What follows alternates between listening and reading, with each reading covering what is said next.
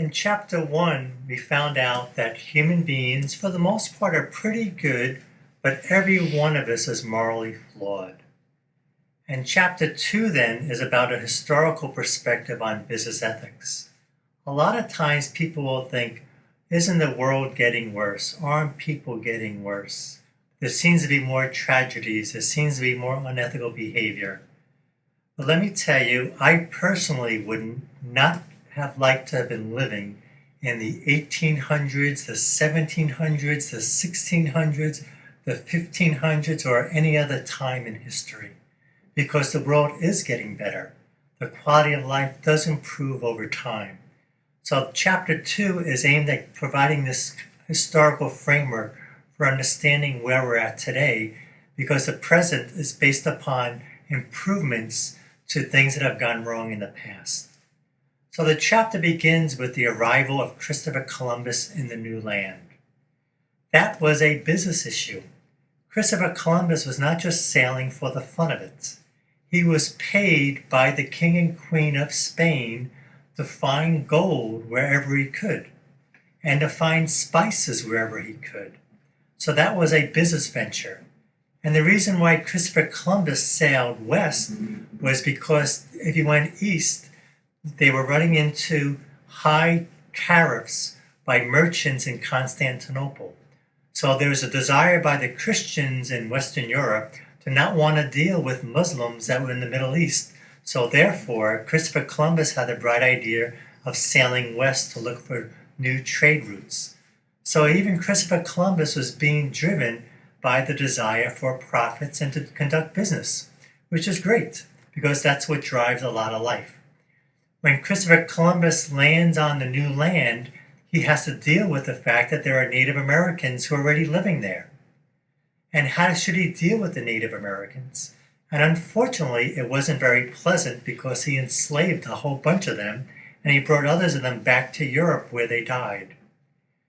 Columbus was also looking for gold, and he exploited all the land that he could in his search for gold. And I present this not to say that Christopher Columbus was a bad person, because he was acting as people tended to act in the 1400s.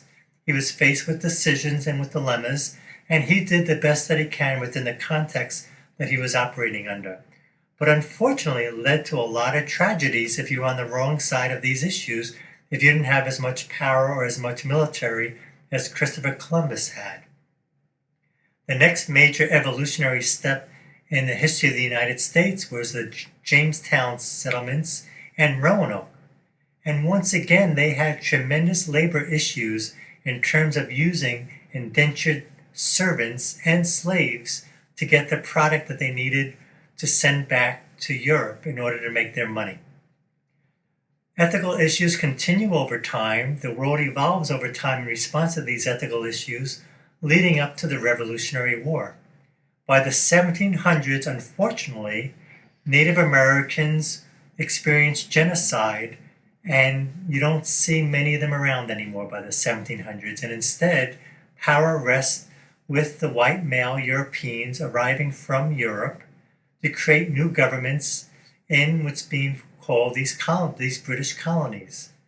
These British colonies, their business ethical issue they were dealing with on a large scale were monopolies, particularly the East India Tea Company. And what that was about the monopoly in dealing with tea. The colonists wanted to be able to buy tea from anybody they want, and the Dutch had very high quality tea at much lower prices, and they were told they could not buy that tea from the Dutch, that they could only buy it from the British. And that led to a lot of disgruntlement, where the colonists said they did not want to have taxation without representation. They wanted to have a voice in the political government that made these decisions on how these communities should be organized, and particularly how business could be conducted. So it turns out to be a business issue that led to the Revolutionary War in dealing with taxes and the price associated with monopolies that are very, very inefficient. Then, after the Revolutionary War, the colonists were very strongly convinced that they wanted to have political freedom, but also economic freedom. that meant that you had to allow people to make their own economic choices, which is very, very radical and revolutionary in the 1700s. And the founding fathers looked toward Adam Smith to justify what later became known as capitalism. And what Adam Smith was doing was he was in Scotland and he was a philosophy professor, and he was curious about why there was so much starvation, potato famines in European colonies, and including in Ireland at that particular point of time, that Smith saw with his own eyes. And he attributed these problems to too much government regulation, that too often government officials thought that they knew how much produce should be created, what price it should be sold at, and that led to inefficiencies in the marketplace. So Adam Smith had the insight of what would happen if we allowed people to make their own economic decisions without government telling them what to do. And what Smith came up with in Wealth of Nations was capitalism. Smith doesn't call it capitalism. Later on, Karl Marx calls it capitalism. But it was all about giving economic liberty based upon financial situations. So Smith had to deal with the fact that a lot of people, particularly philosophers, didn't trust the ethical viewpoints of most peasants to make the right choice. So Smith, nonetheless, felt just the opposite, that all human beings were good, and all human beings deserved the right to make their own economic choices. And he really believed that if somebody wanted to be a shoemaker, they could be a shoemaker. And if somebody wanted to be a teacher, they should be a teacher. And if there were too many teachers out there, then the person would say, I can't make a living by being a teacher. Therefore, we need more shoes, so I'll become a shoemaker. So people will use their own wisdom and their own reasons to determine what kind of occupation they should pursue. But each person should first think of themselves in terms of what occupation would make them happy, what would bring them the greatest amount of joy. So the colonists, the founding fathers, with the establishment of the United States, looked toward Adam Smith and said, what would happen if we tried Adam Smith's version of capitalism in the United States? And what happened was tremendous economic growth. And this was then fueled by the Industrial Revolution, where you had tremendous growth in the economy because it had so much freedom. So many people can determine what needs that they wanted to meet in terms of consumer behavior. Unfortunately, we're all good and we're all imperfect. So when we're allowing all this economic freedom, that also gives freedom for unethical bullies to take advantage and exploit other people. And this was also happening throughout the United States in the 1800s. So you got a huge growth in the economy, but you also have some business people behaving in the worst possible ways, where you had strikers that were shot by the owners of capitalism, where you had the misuse of laborers. People had to work 18-hour days to make the very, very small amounts of wages, which was just barely enough to feed their families.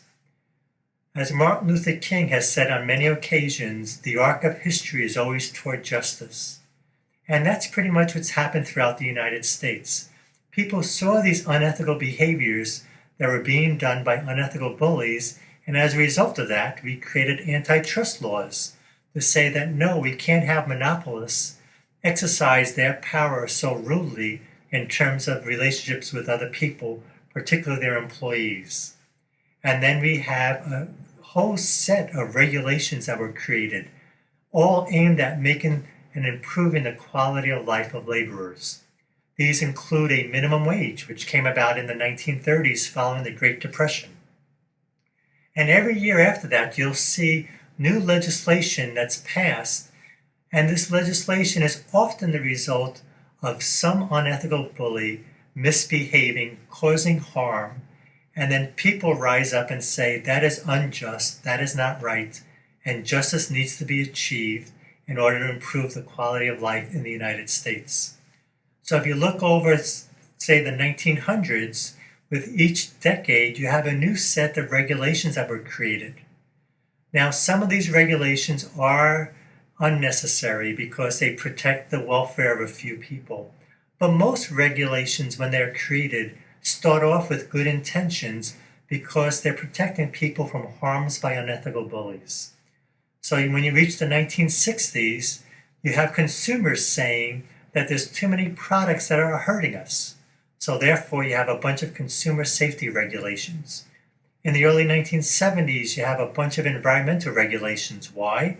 Because, say you had the Cuyahoga River outside Cleveland, there were so many nasty chemicals dumped into that river by business people that didn't think anything about it, that the river would catch fire.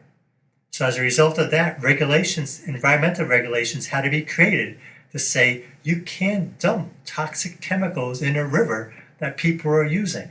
It's unfortunate that at times we have to go to that extent, but that's why we have regulations, and that's why they're initially created. Regulations change over time, and regulations are instituted by both Republicans and Democrats. One of the presidents who created the most federal bureaucracy in terms of regulations was a Republican, Richard Nixon. And he saw the need to, in improving the quality of life, that this was necessary at that particular time in history. And then in history, you see the pendulum swinging. So then you end up with Ronald Reagan coming into office and saying, we have too many regulations, and a lot of them are not helpful, and that was true. And a lot of them were no longer necessary, and that was true. So what we needed to create were efficient regulations, and that came about through the Reagan administration. So over time, you have the swinging of the pendulum of there's this need to protect people, protect employees, to have regulations to do that. And then hopefully we improve our behavior, and then regulations will disappear, and they will be de-legislated as a result of that. And that's been the history of the United States over time. Now, when we get to the Carter administration, there's a concern about the business people misusing the law, where business people would do particular activities, such as building a bridge in a way that you know it's going to collapse and you know that it's unsafe. And they will do those in states that had the least amount of regulatory oversight. And Jimmy Carter said, that's not right. It shouldn't depend upon whether a judge is a Democrat or Republican. Rather, a judge is from a poor background or a rich background. Justice demands that justice be done no matter what. So Carter initiated the idea of federal sentencing guidelines that would be applied to any crime that an organization commits. He didn't get that implemented. Ronald Reagan thought that was a fantastic idea because if capitalism is going to thrive, you need ethical behavior, because the more ethical business people are, the less regulation you need. It was a very common sense activity for Reagan to jump on.